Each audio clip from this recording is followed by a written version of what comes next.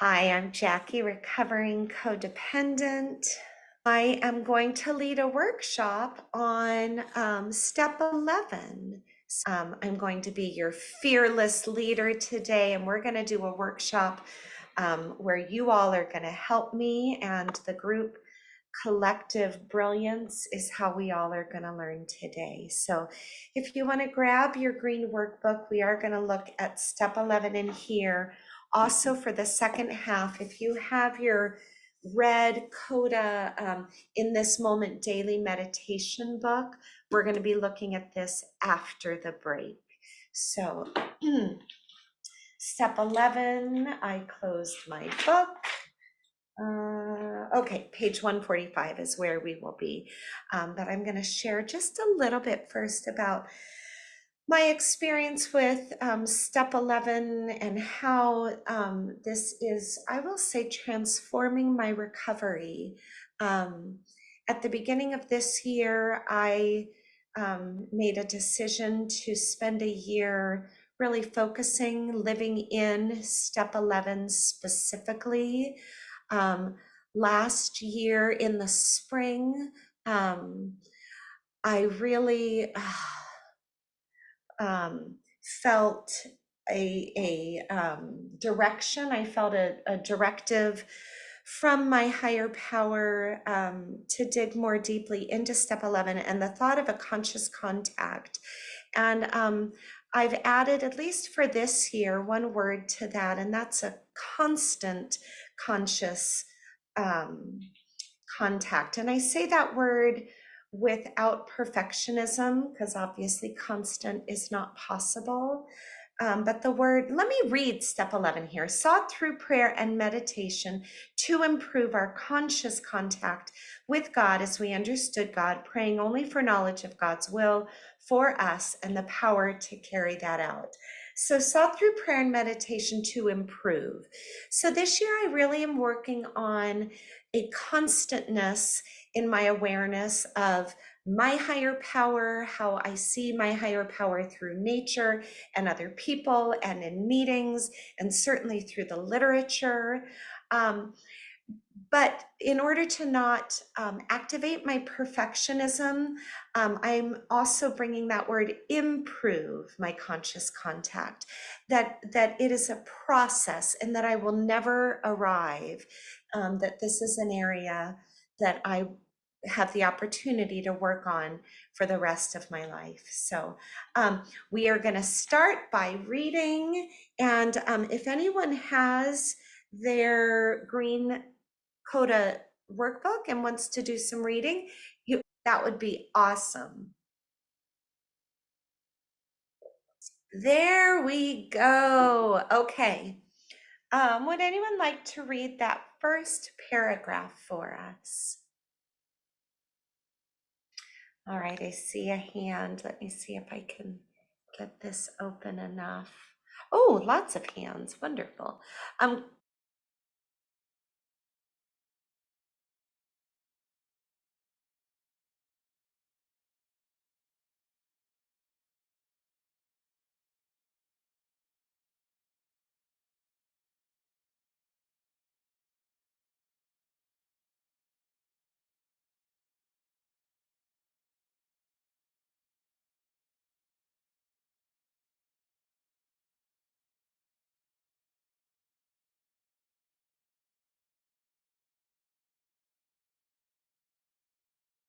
Good. Let's stop right there. So can you stop screen sharing? Because I'm going to share my screen in a moment. So I love this. You know, when you read the literature and well, I don't know if this happens to you, but it happens to me. And I think that wasn't there last time. I swear they've changed that reading. So I want to pause here for a moment and talk about the line. We can also let it be a time to humbly remember the character defects that have prevented us from Recognizing God's will. So I'm going to share a screen and we are going to come. If you've done workshops with me before, we do this popcorn participation where you can raise your hand and you tell me. We're going to share character defects here, people. You're going to share your character defects that have prevented you from recognizing God's will in your life. All right, let me see if I can get here. I'm going to make this really big. I'm going to write character defects that prevent me from recognizing God's will in my life. Okay, good. And you can give me a word, or you can also give me a word and a little definition, a little thought around that. I'm gonna write that. My ego is not my amigo. All right. Who else has a character defect that prevents you from recognizing God's will in your life? Yeah, I do that as well.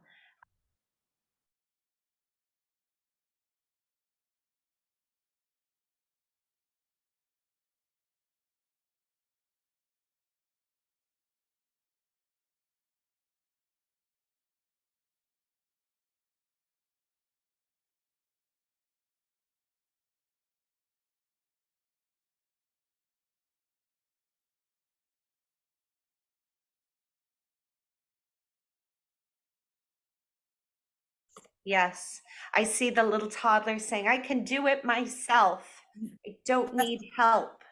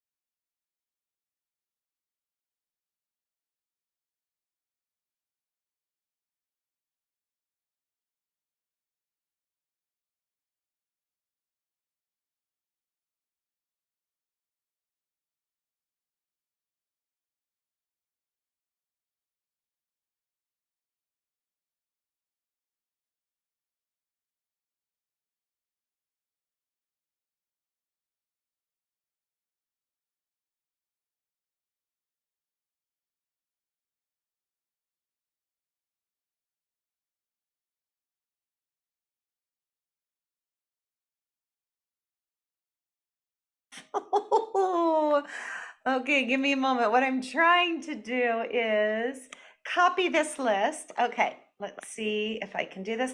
And then I'll just put it in the chat. So, excellent work, team, on our list of character defects that have prevented us from recognizing God's will.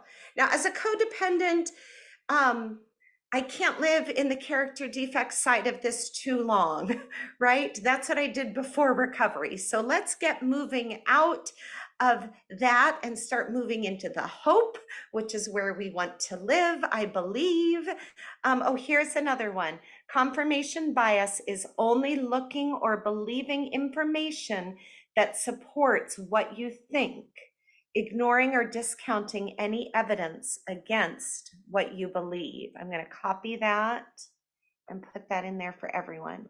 Thank you for looking that up. There it is. Okay.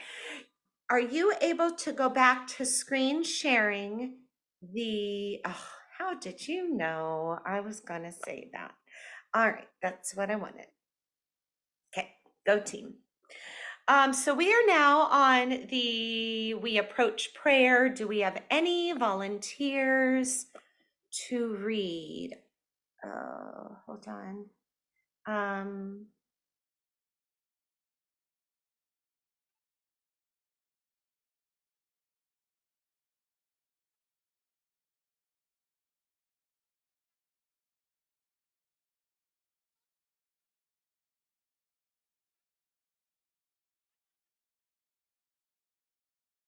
Great, thank you so much. So what I'd like to do now, and we're going to pause with the reading. What I'd like to do now is talk about this.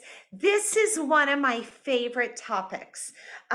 When we go to meetings and I get to hear how other people do their step 11, that is one of my most favorite things. Because I get to learn new ways to do my step 11. So we approach prayer and meditation in many different ways. So now I'm going to share my screen. Prayer and meditation in many different ways. Now, the book already gives us several different ways. Would you be able to read from starting at some commune with nature?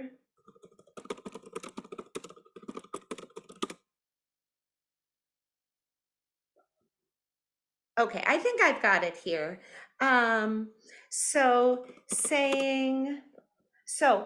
one way, communing with nature and the outdoors. Another way, saying words like serenity and love to feel quiet within. That's a nice one. Affirmations. And if you were here 2 weeks ago, you'll remember that our speaker shared putting her forehead on the mirror and speaking her affirmations, especially to connect with her inner child. Kneel, I like this. Kneel in quiet repose. That sounds so fancy. Sit and breathe deeply. I like that one. Self-talk. I'm guessing that means good self-talk. To connect. My self-talk is just not naturally good. Self-talk to connect with themselves and their, higher power. Okay, we are almost done with their list. Okay, so that's the list they have. I love this final sentence.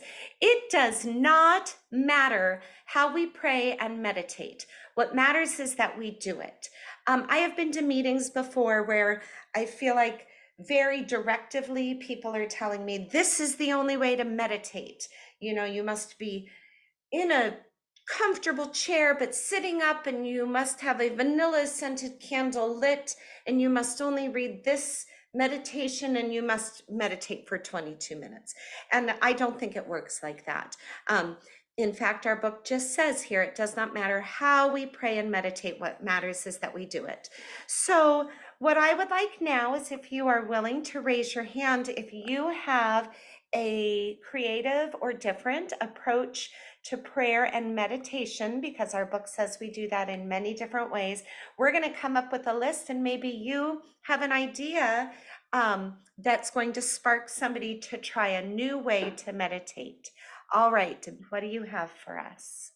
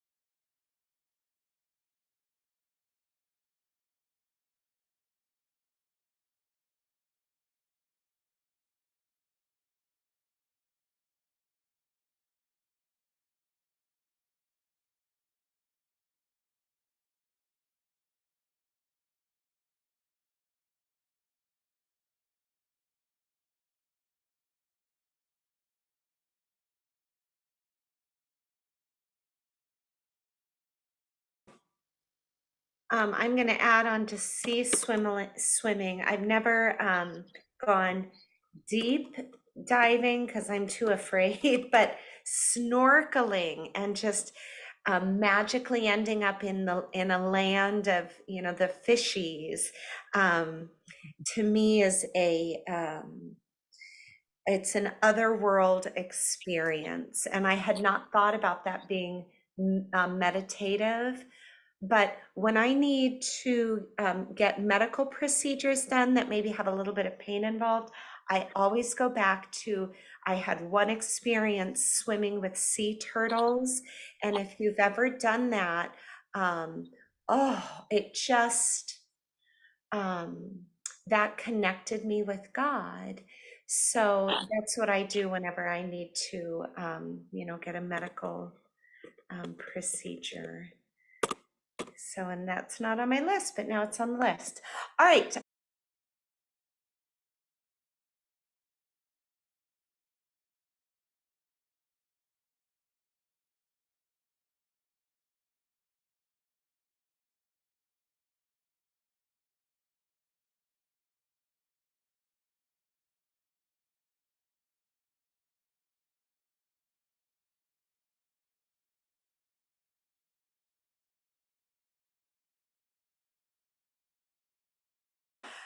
We have a few more in our chat, and then we will take a break. Somebody writes aquariums.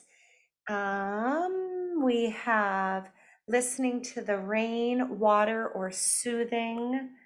Other soothing nature sounds, listening to rain, water, other soothing nature sounds. I love this reminder that meditation can include all the senses, right? If you've ever closed your closed your eyes to take a bite of, a delicious dessert, perhaps that's meditative. Or some of you have mentioned smells, sounds, certainly sights. All right, what I would like to do, I have that it is 1:40. So, oh,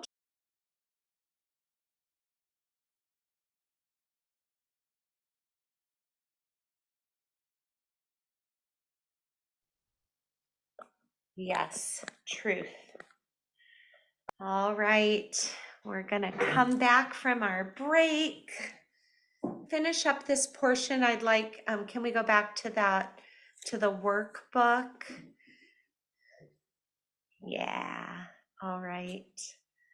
May I have a volunteer who might be willing to read our last two paragraphs, finishing off step 11 reading.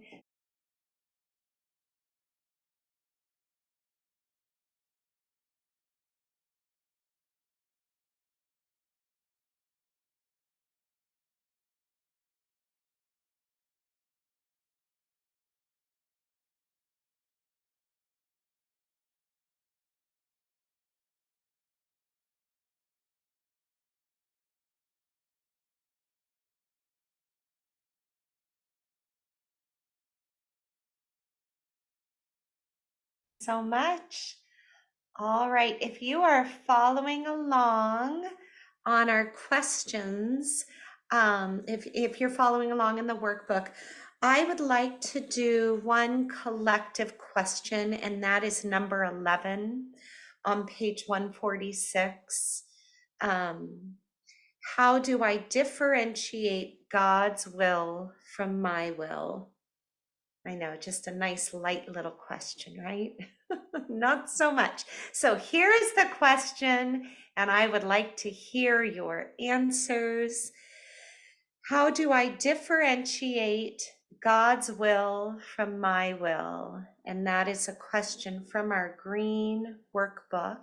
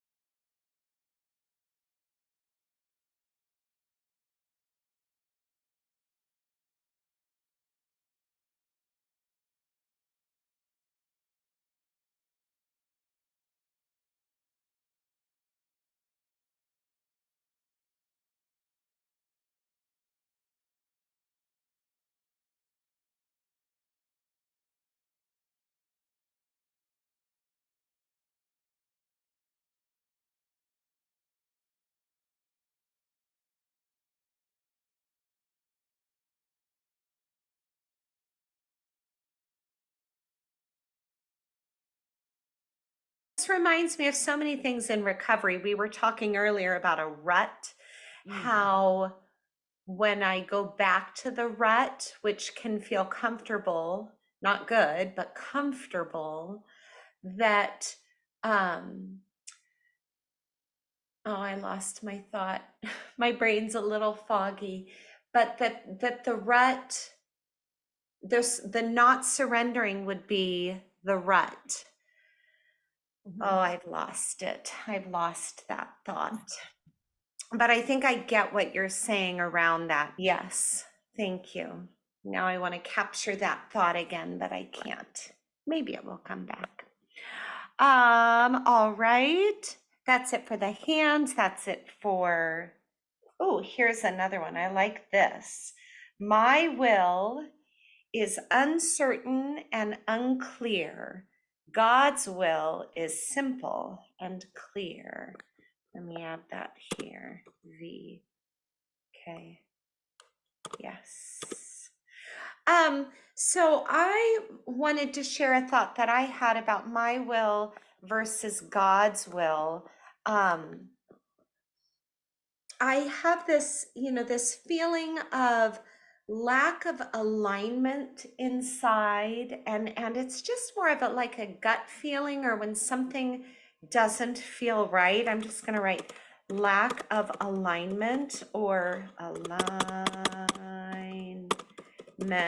or a misalignment just internally.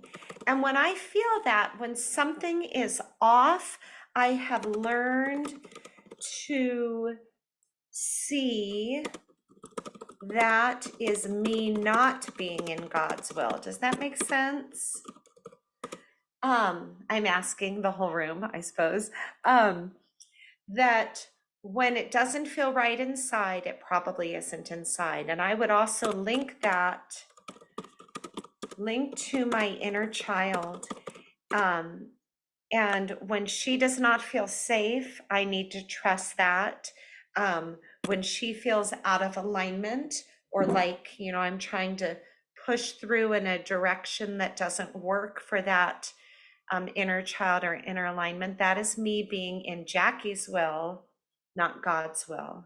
So when I'm in God's will, I have flow, I have ease, I have abundance, I have fullness, I have richness, there's depth. It's all the good stuff, it's fertile, and it is what's the right word? Where it's give my brain just a minute, confirming, you know what I mean? That it confirms itself in all of the things that show up. And that's how I know I'm in God's will. All right. Okay, I think we did it. So I'm going to copy this list. I love this list. I just have to share with you. I was at a meeting a while back, and okay, there, I'm going to put that in there.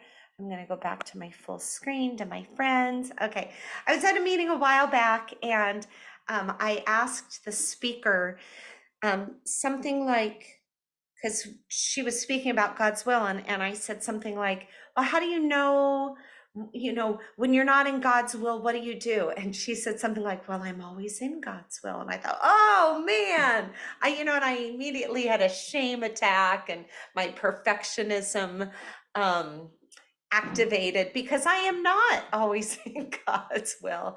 That is my desire, though. And meetings like this just help point me toward God's will. They help redirect me and energize me, toward rejuvenating that area of my life.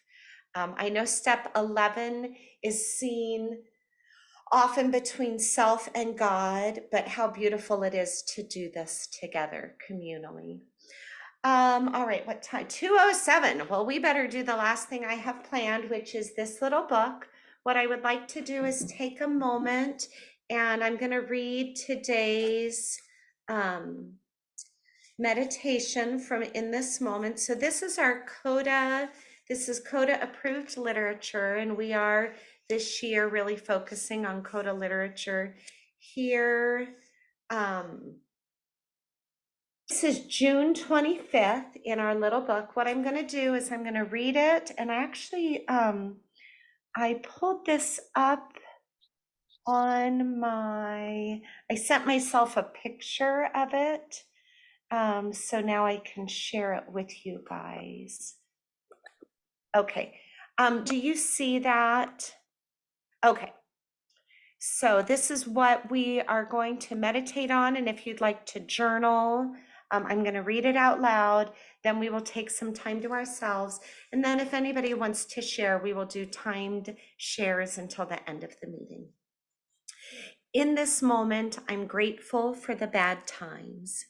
I'm grateful for all my life experiences, good and bad. If I could go back in time, do things differently, and have only good days, who would I be? I know I wouldn't be who I am today.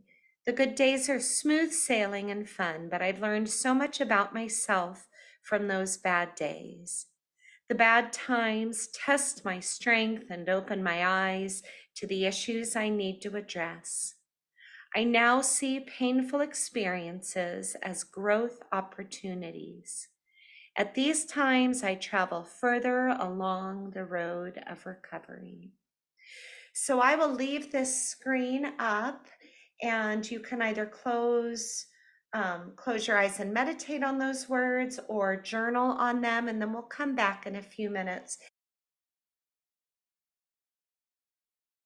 Thank you all for going with the flow today for this impromptu workshop that we all created together. Kind of my favorite kind of workshop.